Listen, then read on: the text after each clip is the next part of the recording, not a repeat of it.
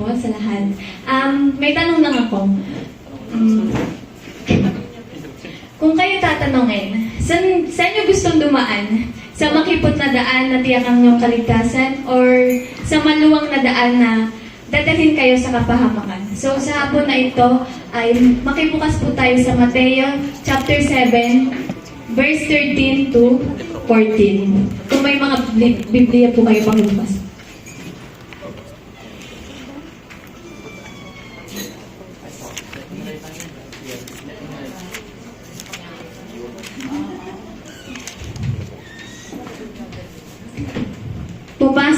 Pumasok kayo sa makipot na pintuan, sapagkat maluwang ang pintuan at malapat ang daang papunta sa kapahamakan. At ito ang dinaraanan ng marami. 14. Ngunit makipot ang pintuan at makitid ang daan papunta sa buhay at kakaunti ang nakakatagpo niyan. So yung title ko po is, tayo ba ay nasa tunay na daan? So, bakit kailangan natin matagpuan ang tunay na daan? Sa hapon na ito, may 2 daan na iyong tatahakin. So, marami nagtatanong na marami pang daan patungo sa Ama. Maraming taong gustong mag-isip na ang lahat ng reliyon ay patungo sa Ama, na hindi na mahalaga ang kanilang paniniwala at ginagawa basta't sila'y tapat. Ngunit ayon kay Jesus, 2 lang ang daan. Ang isang daan ay humahantong sa buhay. Ang isang daan ay patungo sa buhay na ang ibig sabihin ay langit. At ang pangalawang daan ay puno ng maraming tao na may iba't ibang paniniwala, sariling desisyon, sariling pananaw, umaayon sa mga mundong gawain na hindi nila alam ay humantong na pala sa kapahamakan. Ikaw, nasa tamang daan ka na ba? Sa hapon na ito, may 2 daan na iyong tatahakin. Unang daan, maluwang na pintuan kung saan nagdaraan ang marami. So dito, nagagawa nila yung mga gusto nilang gawin. Yung mga mundong gawain na gawain na hindi naayon sa kalooban ng Diyos. So halimbawa ko na lang po is pakikiapid, pagnanakaw, pakikipag-away, pakikipagmataasan at pagka-inggit. So ngayon sa yung mga latest ngayon is yung parang napapanahon ng mga mundong gawain ngayon is yung pakikiapid. Pag scroll mo sa social media, makikita mo sa Facebook, makikita mo si ganito nakiapid. Tapos pagbukas mo ng TV, tapos punta ka sa balita, makikita mo sa balita may nagnakaw. Tapos pagkatapos nakawan, pinapatay. Tapos pagkatapos yung pagnanakaw, sunod is yung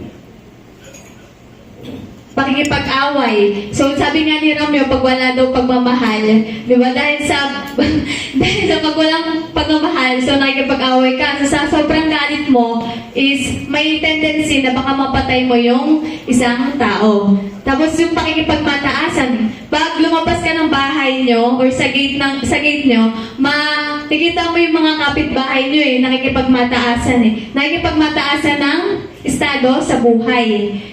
Yung sila daw may ganto, tapos kayo wala, ganon. Tapos di naman nila alam na yung kayamanan naman is hindi nadadala sa kalangitan. So, pag hindi naman pakikipagmataasan, pakikipagchismisan yung inaatupag nila. Tapos isa pa is yung pagka-inggit. So, yung pagka-inggit din is isa din yun sa mga mundong gawain na papanahon ngayon. Kasi pag sa sobrang inggit mo, nakakapatay ka na rin, may ganyan. Tapos, isa pa is yung sinasabuhay yung walang katapusang kasiyahan kasama ang taga-sanlibutan. So, halimbawa ko na lang po is yung paglalasing. Di ba pag isang yaya mo lang sa tropa mo, isang yaya mo lang, sige G ako, ganon. Tapos, wala na silang tigil hanggang magmaoy na. Wala na silang tigil hanggang magmaoy na. Tapos kasi ang sabi nga nila daw, live your life to the fullest. So, enjoyin mo daw yung buhay mo habang nandito ka pa. So, ginagawa nila yung mga gawain na yun dahil gusto nila. Gusto nila. Hindi nila alam na hindi na yun kalooban ng Panginoon sa kanila. So, ginagawa nila yun para sa pangsarili nila. Pangsarili nilang kagustuhan. Dahil sa pag-enjoy nila na naiiban na sila ng landas or yung daan na tinatahak na pala nila is kapahamakan na. Yung in-example ko is yung mga gawa ng laman.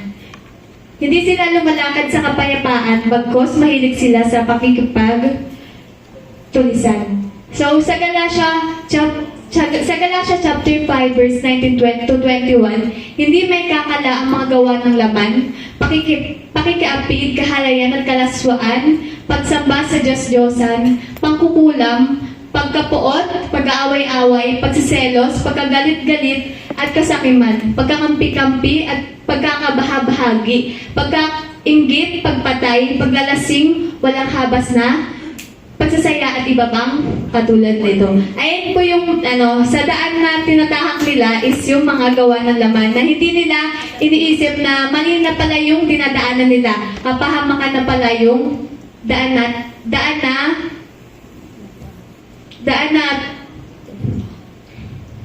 sunod naman po is ikalawang daan. Makipot na pintuan na kung saan ay naroon ang buhay. Kung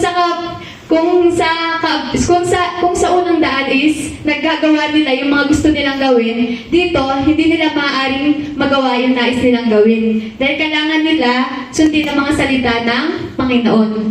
Sumunod sa kalooban ng Panginoon dahil ang mga salitang ito ay ang salitang nagbibigay buhay. Mga salitang nagbibigay buhay na siyang ilaw na kailangan natin panghawakan sa ating buhay upang patuloy tayong makagawa ng mabuti at makapaglakbay kasama ng Diyos na nagbubunga ng buhay na walang hanggan. So sabi po sa mga awit 119:105, salita mo isang tanglaw na sa akin ay patnubay. Sa landas kong daraanan, liwanag mo tumatanglaw. Tas isa pa po is John 1:4, nasa kanya ang buhay at ang buhay ay siyang ilaw ng sangkatauhan. Di ba po, kapag ang salita ng Diyos ay nagmanifesto na sa ating buhay, siya na mismo yung nagbibigay ng liwanag na makatagpo tayo ng buhay na walang hanggan sa piling niya. Subalit, tayo ay mag-iingat. Baka ang liwanag na yung nakakala natin nasa atin ay kadiliman pala. Ayon sa Lucas chapter 11, verse 35. Kaya't mag-ingat ka. Baka ang liwanag na inaakala mong nasa iyo ay kadiliman pala. Isa pa pong reminders is, sa Kawikaan 14:12, may daang matuwid sa tingin ng tao, ngunit kamatayan ang dulo nito. Baka ang daan na ating nilalakaran ay daang ikakapahamak, maluwag na daan at nilalakaran ng marami. So, sa aking pagtatapos po, piliin nating tahakin ang landas na patungo sa buhay na walang hanggan na kasama si Jesus. Sa ating pamumuhay sa mundong ito, kailangan natin pumili ng landas na tatahakin. May mga daan na akala natin ay makakabuti sa atin, pero isa lang ang daan, tungo sa buhay ng ganap.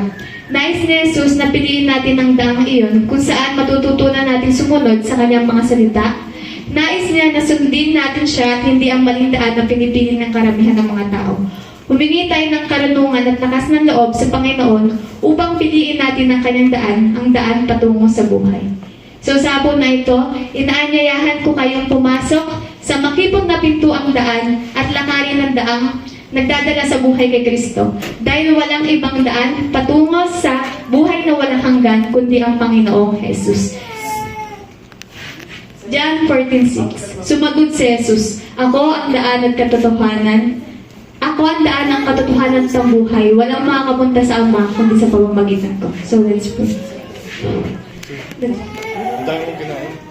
Maraming Diyos na makapangyarihan sa lahat. Maraming salamat po, Lord, sa aming natatapos na gawain, Lord. Naway, Lord, ng bawat isa, Lord, ay may natutunan, Lord, at sa kanilang may sabuhay ito sa kanilang mga buhay. Tumang kami sa pagdalangin sa pangalan ng Jesus. Amen.